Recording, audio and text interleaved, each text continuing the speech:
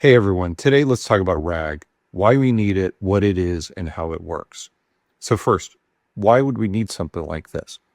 Let's think about a question like, what are the best HVAC vendors in Austin, Texas? So a large language model may provide us a decent answer, but there's some limitations. First of all, it may not have the specific knowledge that we're looking for in its training set.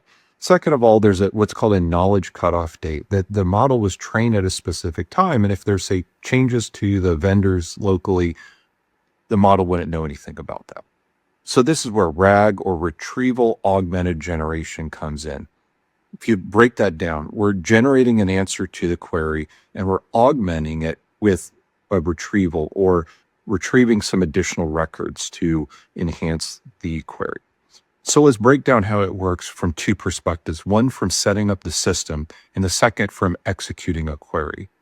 Let's say we've got our HVAC vendor records. They contain description, name, reviews, etc. Useful information about these vendors. Let's say they're in text, JSON, YAML format, doesn't matter.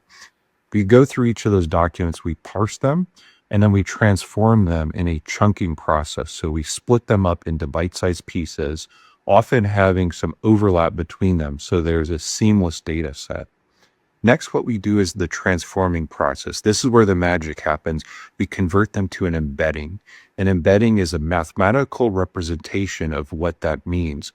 So these are vectors, arrays of numbers that represent these documents. Each of those different embeddings are then placed into a vector database. Voila, we've got the beginning of a RAG system.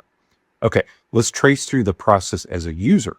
So I provide my query to the RAG system. I'd like a HVAC vendor near me in Austin, Texas. What happens next is, similarly, I take that text representation of my query and I convert that to the embedding. We're going to then compare it to the other vectors we've created in our vector search database. This is quick now because of the way we've set up RAG.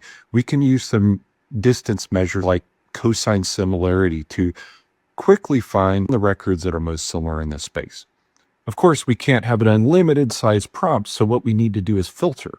We can apply a couple parameters, let's say a distance threshold or a top number of results returned. From there, we pull back those records and we augment. So we're back to what RAG means here. We're taking our original query, we're appending those records that are similar to what we're looking for. And now we've got a general query along with some specific data that's going to help the model. So I hope this helped give you an understanding of how RAG works. As always, like and subscribe if you like the content. Have a great day. Hey everyone, today let's talk